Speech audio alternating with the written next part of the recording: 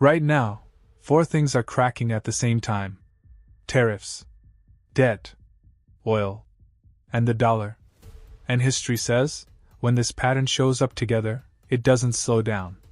It accelerates. Back in 2008, only one thing broke: the housing market. And it nearly collapsed the entire global economy.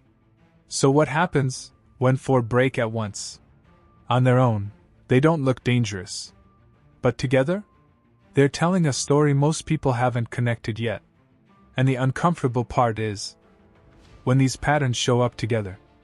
So why is all of this happening right now? Why not 5 years ago? Why not later? Because underneath everything, quietly over time, pressure has been building. And here's why this matters to you, even if you never follow the economy. Because when systems like this start shifting, the first place it shows up is not in headlines. It shows up in your life. In rising costs. In income that feels stuck. In opportunities that suddenly feel out of reach. Long before most people understand why. Global debt has now crossed historic levels, over $300 trillion worldwide. That's governments, companies, and households, all borrowing more than ever before. At the same time, interest rates were pushed higher, and stayed there longer than many expected. Which means something simple, but powerful. Debt became more expensive. And when debt gets expensive, stress starts showing up in places most people aren't looking. Emerging economies have already started feeling it. Currencies weakening. Growth slowing. Capital moving out faster than it comes in. This isn't a future risk. Parts of the system are already under pressure, right now. But here's the part most people miss. This isn't just about numbers on a spreadsheet. It's a domino effect. The first domino? It didn't just fall. It pushed everything else into motion.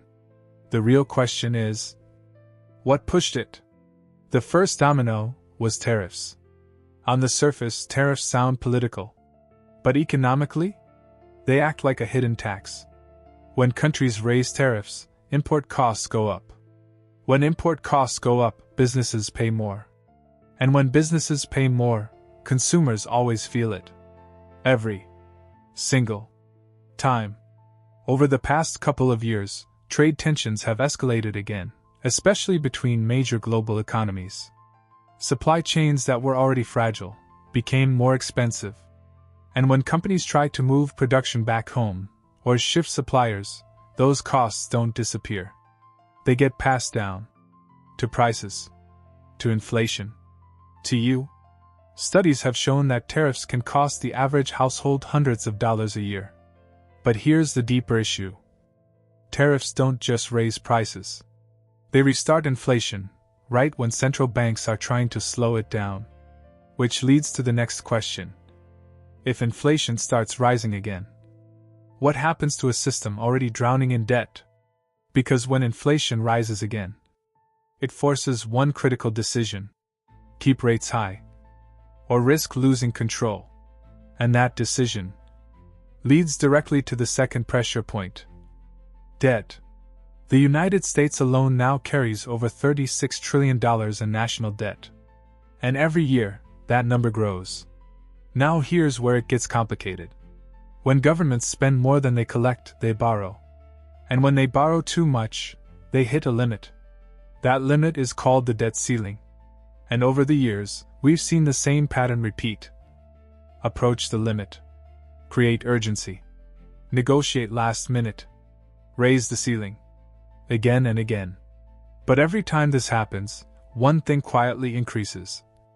The cost of maintaining that debt. Interest payments have grown so large, they now rival, and in some cases exceed, major government spending categories. So think about it like this. It's like using a new credit card just to pay off the old one. It works, until it doesn't. And here's the real tension. If inflation rises again because of tariffs, interest rates may stay higher, which makes debt even more expensive. So now the system is being squeezed from both sides. And that leads to the next question. What happens when energy, the backbone of everything, becomes unstable at the same time. And the dangerous part? None of this feels urgent. While it's building. Until one day. It is. Because the third domino is oil. Oil isn't just another commodity. It's the foundation of the global economy. Transportation, manufacturing, food supply. Everything depends on it. And right now, supply isn't as stable as it looks. Geopolitical tensions continue to create uncertainty. Production decisions by major oil producers influence prices globally. And small disruptions can trigger large reactions. Here's the key point. When oil prices rise, even slightly, the effect spreads everywhere. Shipping costs go up. Production costs go up.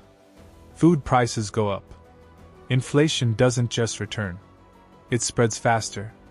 And unlike temporary spikes, energy-driven inflation can stick. But there's something even bigger happening beneath the surface. Something slower, but more structural. And it leads directly into the fourth domino.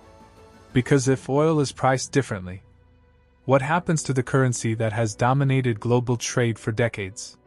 The fourth piece of the puzzle is the dollar.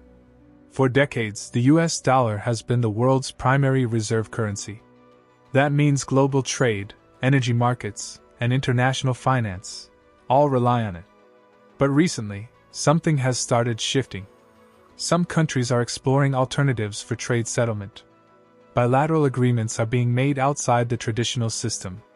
And global institutions have begun openly discussing these changes. This isn't sudden. And it's not a collapse. It's a slow shift. And historically, slow shifts are the ones people ignore the longest.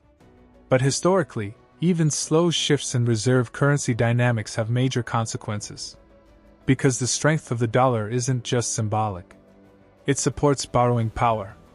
It stabilizes markets. It reinforces global confidence.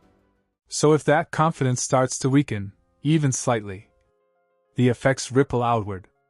And now, all four pieces are in motion. Which raises the biggest question of all. What happens when all of these pressures hit at the same time? Here's what it looks like when you connect everything. Tariffs push prices higher.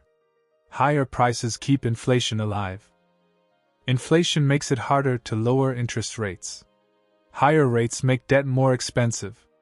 At the same time, oil disruptions increase the cost of everything, which adds even more inflation pressure. And in the background, confidence in the global system starts to shift. Not collapse. Shift. Individually, each of these is manageable. But together, they create systemic pressure. And history shows something important. When multiple stress points hit at once, systems like this don't usually warn you twice. They absorb pressure for longer than expected. And then suddenly, they adjust all at once. We already saw a preview of this. In 2022, Sri Lanka. Debt was high. Currency was weakening. Oil prices spiked. And inflation was out of control. All four pressures, at the same time. Within months, their currency lost over 80% of its value. Shelves went empty. The government collapsed. And the people who ignored the early signals? They had no time left to react. Now zoom out. Sri Lanka was a small economy. What happens when the same pressure hits a system 10 times bigger? This isn't just another cycle. It's a structural moment. And historically, moments like these separate people into two groups. Those who saw the signals early, and those who didn't. And this is the part that catches people off guard.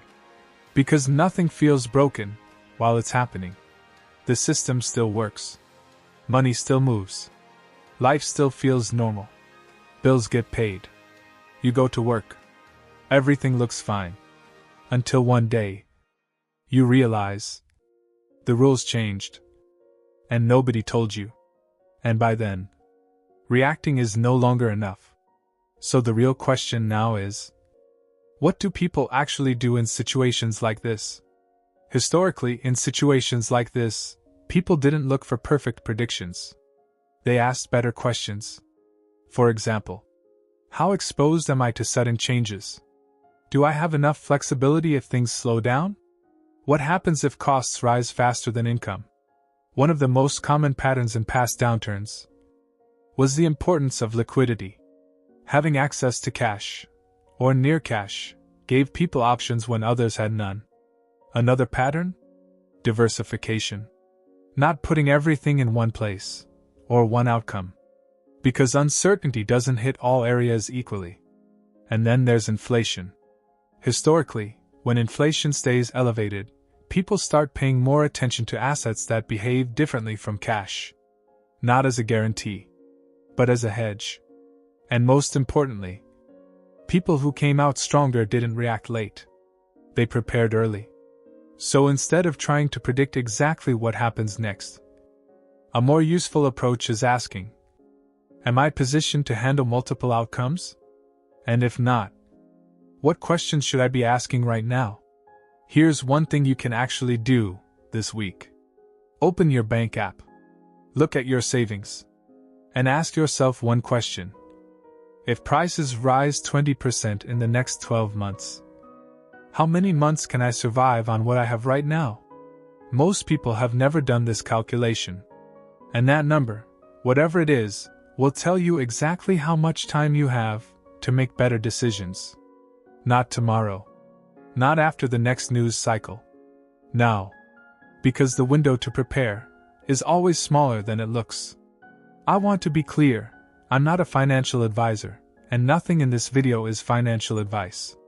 But these are the questions that, historically, the people who came out okay were already asking themselves. In 2008, the signals were there. But most people didn't see the pattern until it was already playing out. Today, you've just seen 4 signals. Not predictions. Signals. And for the first time in years, they're moving together. Because when systems shift, they don't send warnings to everyone. They reward the people who pay attention early and catch everyone else off guard.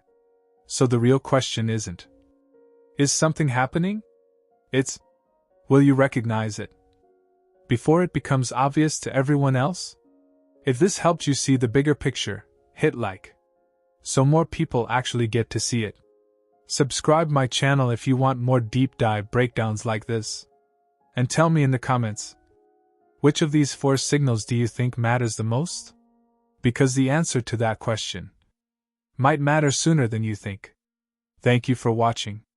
I'll see you in the next video.